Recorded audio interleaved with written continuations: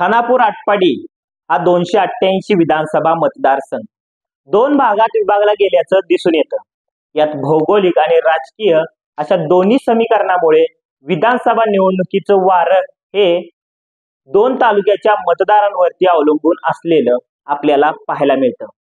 आटपाडी हा मानदेशातील दुष्काळग्रस्त तालुका, अनेक वर्ष दुष्काळाच्या झळा सोसणारा कणखर मनाच्या लोकांचा प्रदेश, तर खानापूर हा बऱ्यापैकी सुकाळ अनुभवलेला घाटमाथ्यावरील प्रदेश। या दोन्ही भागात नेहमीच भौगोलिक आणि राजकीय परिस्थितीत चढाओढ पाहायला मिळाली। घाटमाथ्यावरील बाबर आणि पाटील, तर आटपाडी तालुक्यात देशमुख आणि पाटील अशा घराण्यांमध्ये सत्ता संघर्ष दिसून येतो।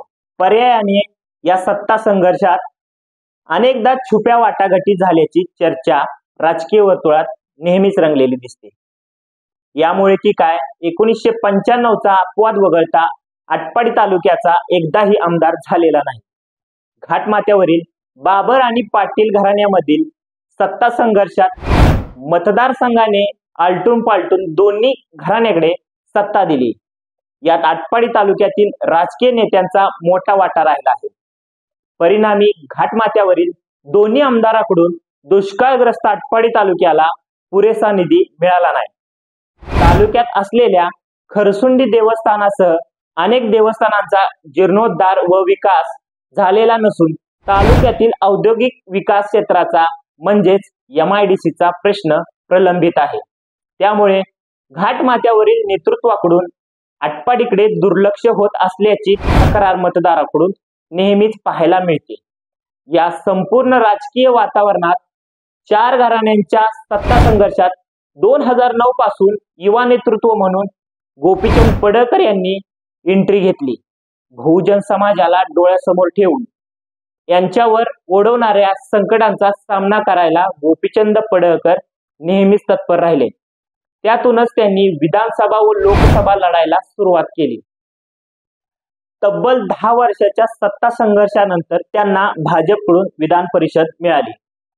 दरम्यानच्या काळात आटपाडी तालुक्यात देखील अनेक उलटापालटी झाल्याचं आपल्याला पाहायला मिळतं। यात भाजपकडून आमदार गोपीचंद पडळकर यांनी तालुक्यातील अनेक प्रश्नांबाबत निर्णय घेऊन बहुजन समाजाच्या विकासाला प्राधान्य दिलं, तर दुसरीकडे तानाजी पाटील यांनी आमदार अनिल भाऊ यांच्या माध्यमातून या तालुक्यात बहुतांश विकास घडवून आणला। तालुक्यात देशमुख आणि पाटील या दोन्ही घराण्यात असलेल्या सत्ता संघर्षात गोपीचंद पडळकर यांनी सहभाग घेतल्यामुळं तालुक्यात सुरुवातीच्या काळात तिहेरी लढत पाहायला मिळाली, परंतु शेवटी आमदार गोपीचंद पडळकर यांनी भाजप पक्षाला जवळ केलं। 2019च्या विधानसभा निवडणुकीत शिवसेनेचे नेते स्वर्गीय अनिल बाबर यांनी विजय मिळवला। या निवडणुकीत राष्ट्रवादी काँग्रेसचे उमेदवार सदाशिव पाटील यांना पराभवाचा सामना करावा लागला। यंदा मात्र निवडणुकीचं चित्र वेगळंच पाहायला मिळत आहे।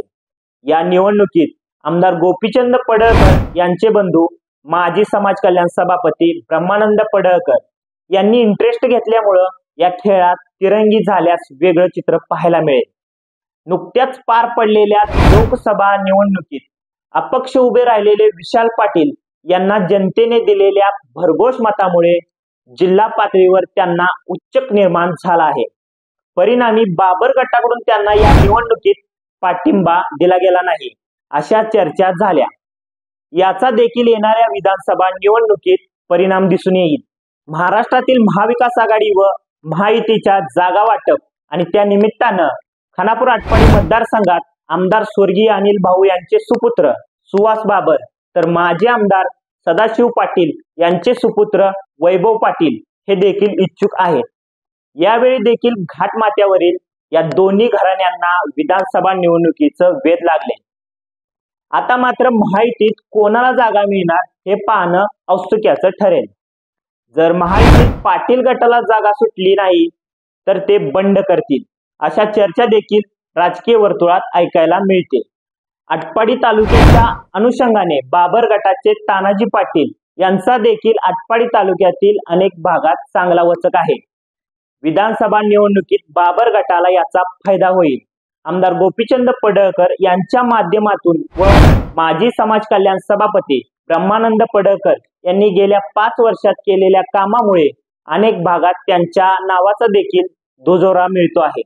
मात्र या निवडणुकीत मराठा ओबीसी आरक्षणात पडळकर बंधूंनी दाखवलेल्या सक्रिय सहभागामुळे आटपाडी तालुक्यासह खानापूर आटपाडी विधानसभा मतदारसंघातील मराठा मतदारांची त्यांच्यावरती तीव्र नाराजी आहे, हे विसरून चालणार नाही। नुकत्याच झालेल्या लोकसभा निवडणुकीत देखील आटपाडी तालुक्यातील देशमुख घराण्यातील दोन दिग्गज नेत्यांनी वेगळी भूमिका घेतल्याचं पाहायला मिळतंय। यामुळे देशमुख घराणे कोणाच्या पाठीशी राहतं हे देखील पाहणं महत्त्वाचं ठरेल। एकूणच येणाऱ्या विधानसभा निवडणुकीत घाटमाथ्यावरील व आटपाडी तालुक्यातील नेत्यांमध्ये सत्ता संघर्ष पाहायला मिळेल, परंतु यातून तिहेरी की दुहेरी होईल हे पाहणं औत्सुक्याचं ठरेल। मात्र महायुतीकडून कोणाला तिकीट वाटप होईल यावर या तिन्ही नेत्यांचं भविष्य अवलंबून आहे।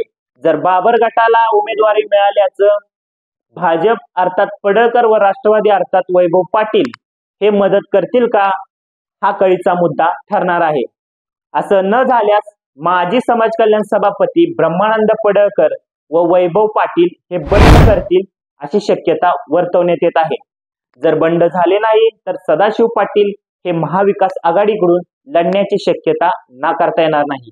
हॉटेल सरकार एक्झिक्युटिव्ह दिगंची तुमचे सेलिब्रेशन उत्कृष्ट करणे हीच आमची जबाबदारी। साखरपुडा, लग्न समारंभ, रिसेप्शन, डोहाळे जेवण, बारसे, बर्थडे सेलिब्रेशन यांसारख्या कार्यक्रमासाठी प्रशस्त लॉन व एसी हॉल अगदी मोफत। 1500 लोकांच्या सोयीनियुक्त निसर्गरम्य वातावरणात भव्य garden, AC hall, sound system, विद्युत रोषणाई, HD प्रोजेक्टर, फ्री वायफाय, भव्य stage, selfie point, colourful Karanja आणि आपल्या कार्यक्रमाचे विनामूल्य प्रक्षेपण। हॉटेल सरकार एक्झिक्युटिव्ह दिगंची। आवाज माणदेशाचा, माणदेशातील प्रत्येकाचा, माणदेश प्राईम। सबस्क्राइब करा आणि अपडेट रहा। नवीन व्हिडिओच्या नोटिफिकेशनसाठी बेल आयकॉनचं बटन दाबा। धन्यवाद।